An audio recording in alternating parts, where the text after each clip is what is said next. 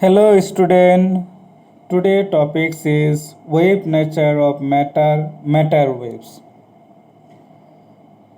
What is dual nature of radiation? The phenomenon like interference, diffraction and polarization etc. can be satisfactorily explained only on the basis of wave nature of light. On the other hand, the phenomenon like photoelectric effect, quantum effect, etc. can be explained only in terms of quantum theory of light by assuming particle nature of light. This shows that light radiation has dual character, that is, it sometimes behaves like a wave and sometimes as a particle.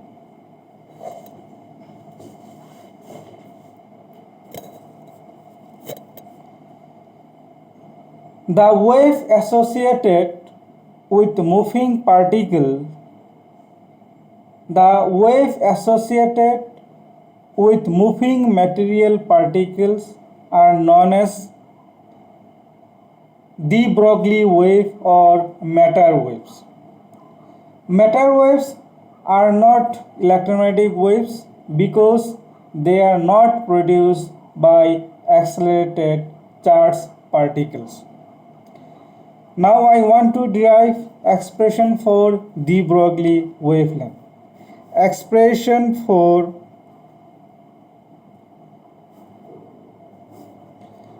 de Broglie wavelength. According to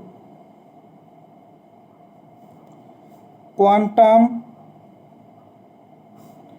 theory,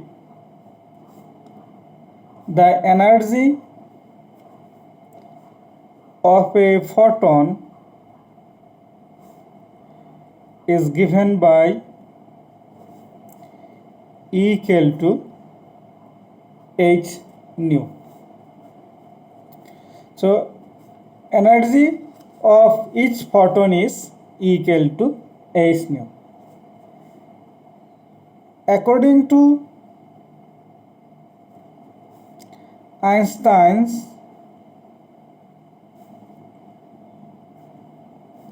mass energy equivalence, the energy of the photon is given by equal to mc square.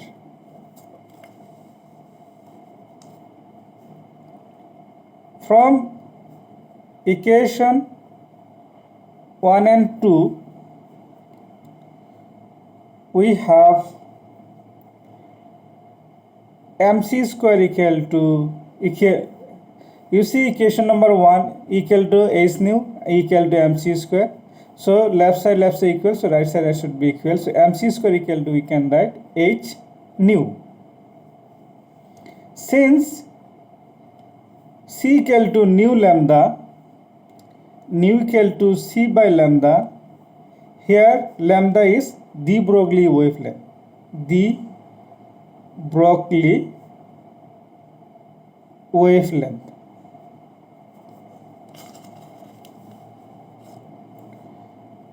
mc square, so hc by lambda replaced by nu, putting c by lambda. So once is cancelled on the both sides, mc equal to h by lambda.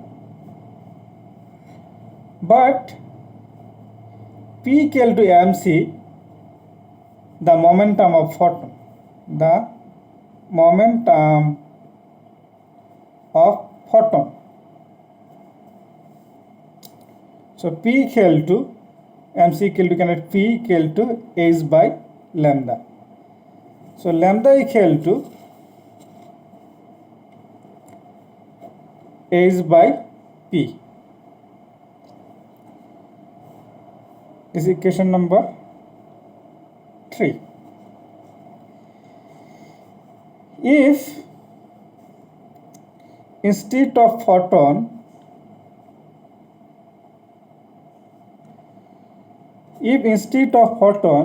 we have a material particle,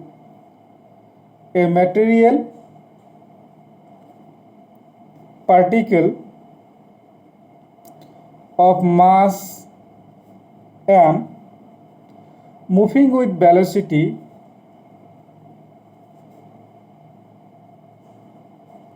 v, then equation 3 becomes lambda equal to H by mv. This is the general expression for de Broglie wavelength. This is the expression for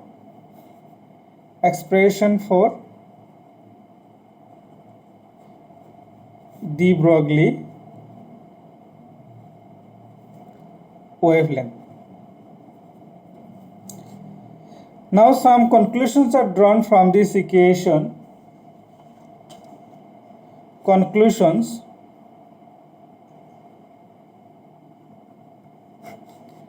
Number 1, de Broglie wavelength is inversely proportional to the velocity of the particle. De Broglie wavelength is inversely proportional to the velocity of the particle. If the particle moves faster, the de Broglie wavelength of the wave associated with it is smaller. Means greater is the velocity, less is the de Broglie wavelength. Another conclusion number 2, if the particle is at rest,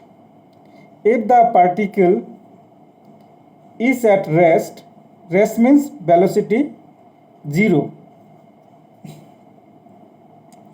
then de Broglie wavelength will be infinite, because v is 0 means de Broglie wavelength will be infinite. De Broglie wavelength is infinite. Such a wave cannot be observed. Number 3, de Broglie wavelength is inversely proportional to the mass of the particle. De Broglie wavelength is inversely proportional to the mass of the particle. Means greater is the mass, less is the de Broglie wavelength.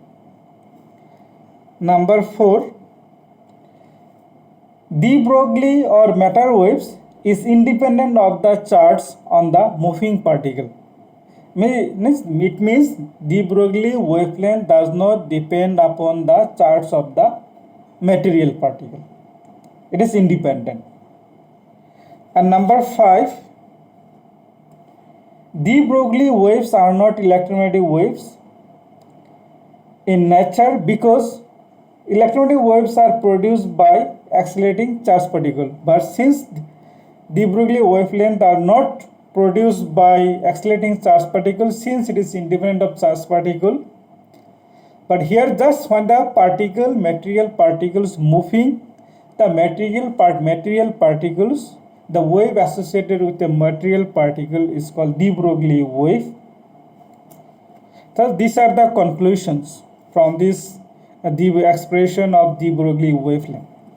Now I want to calculate de Broglie wavelength of electron. De Broglie wavelength of electron.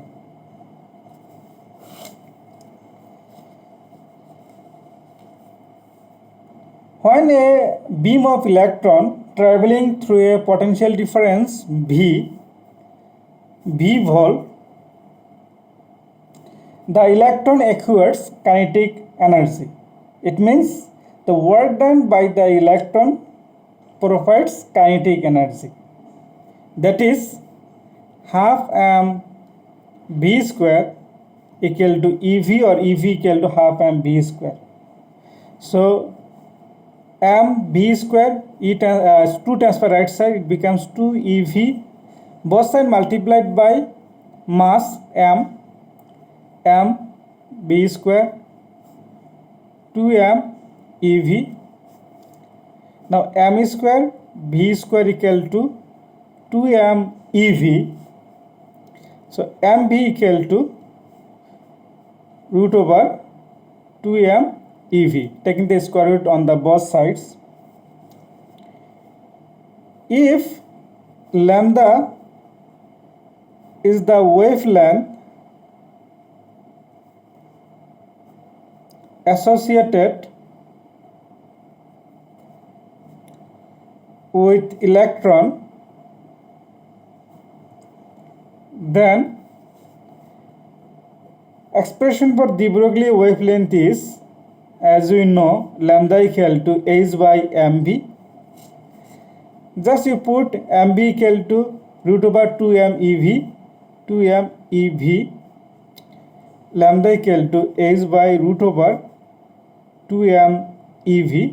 So this is the general expression for de Broglie wavelength of electron. Also we can say de Broglie wavelength of proton. If you write E equal to ev, or you can write k also, then here it will be lambda equal to h by root over 2m e. We can put some values of this equation. So lambda equal to de Broglie wavelength of electron is by root over 2m ev. If you put the value, Planck's constant is 6.62 into 10 to the power minus 34. Mass of electron 9.1 into 10 to the power minus 31. Charge of electron 1.6 into 10 to the power minus 19.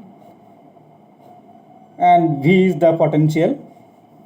So if you calculate, the result will be 12.27 into 10 to the power minus 10 by root B, that equal to, we can write 12.27 root B angstrom. 1 angstrom equal to 1 angstrom is 10 to the power minus 10 meter. Or you can write in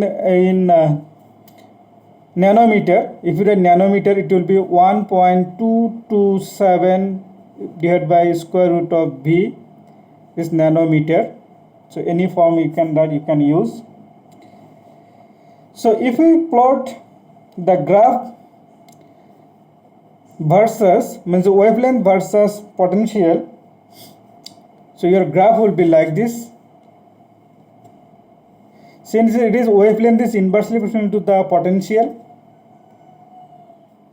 so graph will be like this. If you take lambda is along y-axis, potential along x-axis, so graph is like this.